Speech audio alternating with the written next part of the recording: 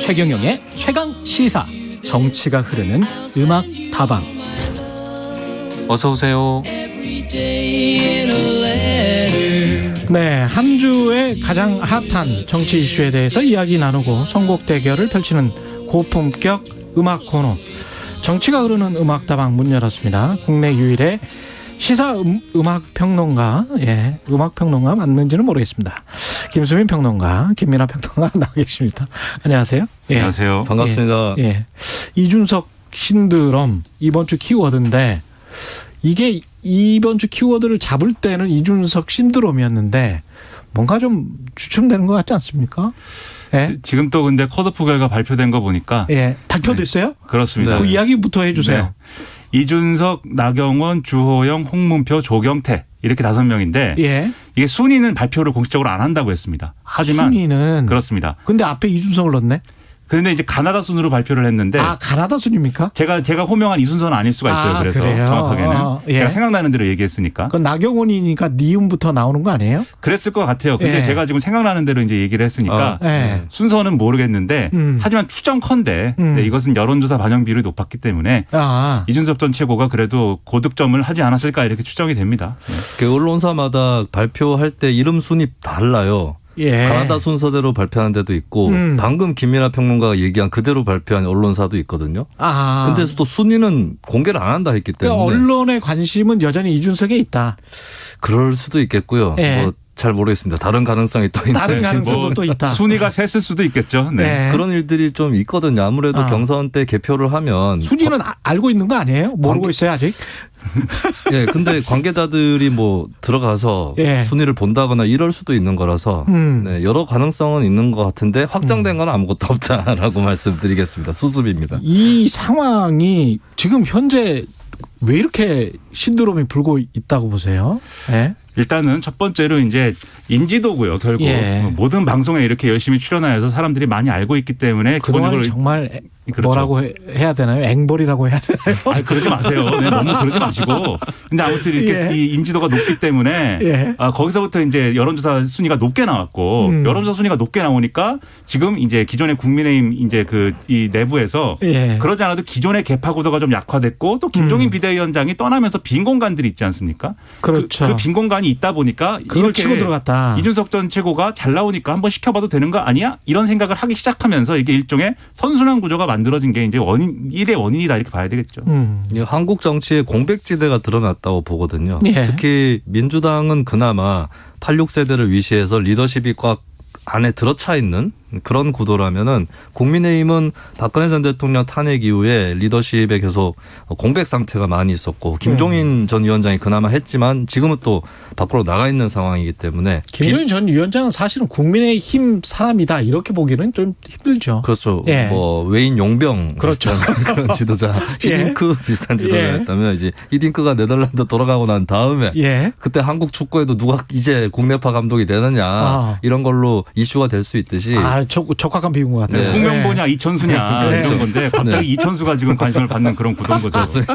그래서 그 빈 공간이 있는데 원래 깃발을 한창 들고 사람들 눈에 잘 띄고 있었던 주자가 빈 공간에 치고 달려가서 깃발을 꽂은 것이죠.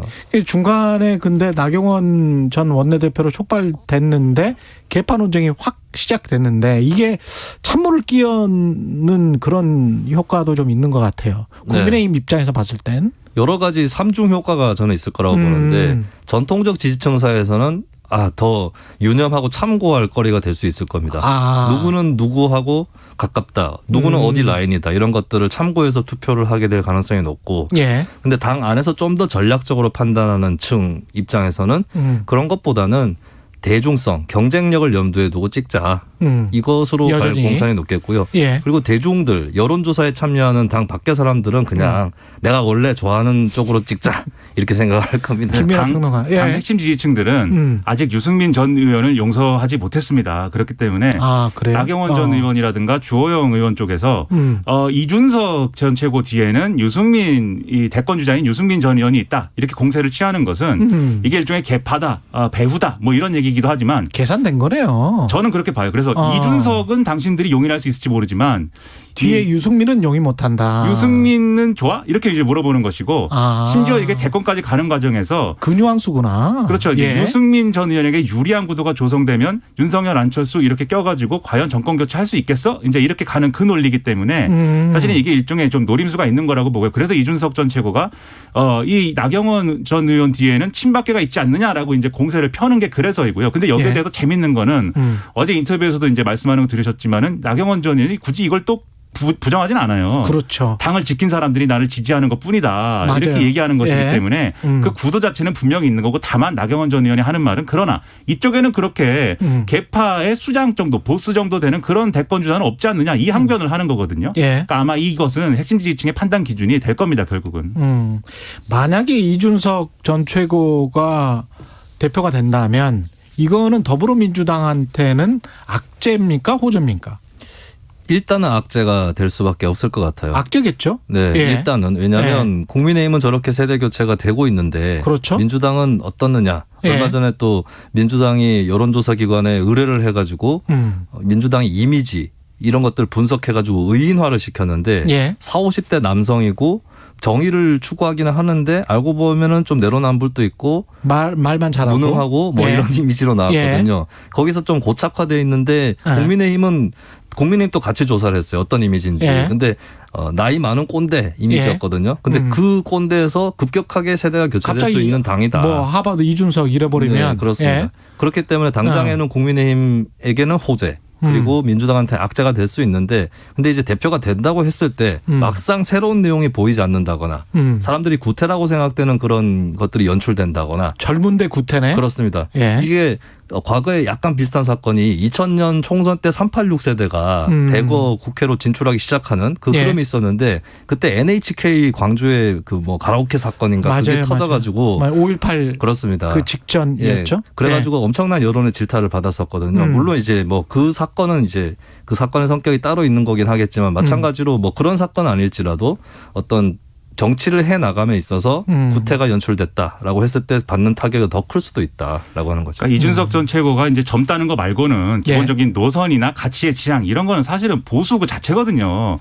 그렇기 때문에 과거에 뭐 국가주의적, 안보주의적 뭐 이런 보수는 아니지만 굉장히 시장주의적, 무한 경쟁, 각자 도생 이런 거에 기본적으로 이제 깔고 가는 흐름이 있기 때문에 이게 보수의 변화로 이어지는 게 아니라 이준석이 떴다. 뭐 이거 하나로 끝나게 되면 그건 이제 사실은 그렇죠. 장기적으로는 악재가 될 수 있고. 그리고 이것조차도 국민의힘이 지금 버틸 수 있는 조직이냐 이것도 못 버틸 가능성이 있는데도 와장창 소리 나고 이렇게 서로 부딪히고 이러면 장기적으로는 이게 또 리스크가 될 수도 있어서 말씀하신 대로 단기적으로는 여당이 상당히 긴장해야 될 국면이 오겠지만 장기적으로는 이게 이 혁신 경쟁으로 들어가서 이 여당이 뭔가 새로운 모습을 보여주는 걸로 이어진다면 전화위복이 될 수도 있다고 봅니다. 그 2주 전에 두 분 모두 나경원 전 의원이 당대표 될 거라고 그랬잖아요. 네. 그거는 이 이준석 신드롬과 관련 없이 여전히 마찬가지 의견입니까? 어떻습니까? 네, 저는 아직도 그래도 나경원 전 원내대표 가능성이 높다. 2019년 객관적으로 봤을 때 2019년 자유한국당 경선을 생각을 해보면은 그때도 50대 50이었습니다. 당원 여론하고 일반 국민 여론하고 합산을 했더니 황교안 당시 당선자가 50% 정도 득표를 했었거든요. 그 표가 어느 정도 분산이 된다고 할지라도 5명이 붙는 구도기 때문에 나경원 전 원내대표한테 상당히 많이 갈 것이고 그렇다면 구조적으로는 아직 나 후보에게 유리하다. 저는 그렇게 봅니다. 어떻게 보세요? 저도 동의하고요. 그다음에 비이준석 후보들이 어떻게 움직이느냐에 또 달린 문제도 있는데 결론적으로는 전 간발의 차로 나경원 대표가 탄생하지 않을까라고 아직 생각을 합니다. 그런데도 불구하고 이준석을 위해서 노래를 선곡을 해오셨습니다. 두 분 다. 그렇습니다. 김민아 평론가는 뭡니까? 메탈리카의 포움 더 벨토스. 누구를 위하여 종이 울리나. 이준석 대표가 탄생하면 이준석 본인 말고 누구에게 좋은 겁니까? 그거 한번 따져봐야 됩니다. 과연 누구에게 과연 좋을까? 저는 아무에게도 좋은 결과는 아니라고 보기 때문에 이 노래를 한번 선택을 해봤습니다. 굉장히 머리 흔들기 좋은 노래입니다. 김수민 평론가는요? 저는 이준석 후보의 심정을 담았습니다. 내가 제일 잘 나가. 21? 네, 21의 내가 제일 잘 나가. 이게 이준석 후보의 심경일 거라고 봅니다. 심경이지만 이게 결과로 이어지지는 않을 거다라고 지금 두 분이 지금 생각하시는 거 아니에요? 그렇지만 그래도 심경은 내가 제일 잘 나가입니다. 알겠습니다. 그 제작진은 또 어떻게 선곡했는지도 궁금하고요. 아쉬운 말씀은 이게 정치가 흐르는 음악다방이 오늘 마지막 시간이에요. 반응이 안 좋았나 봐요. 이거 없애버리고 이거를 뭐처럼 하는데. 네. 예. 그게 아니라 김민하 평론가가 다른 데로 빠져버리는 바람에. 아니 뭐 제 결정은 아니고 제작진 결정이니까. 시키는 대로 하는 거죠 또. 예. 뭐 잘하세요.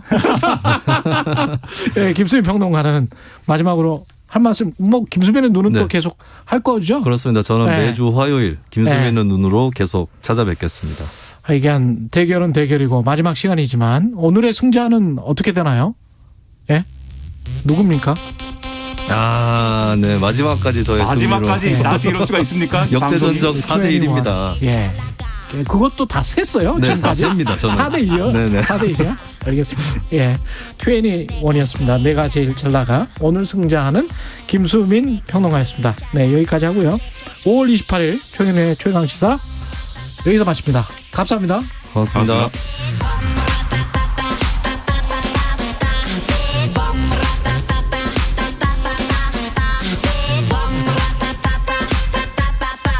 Oh my God. 누가 봐도 내가 좀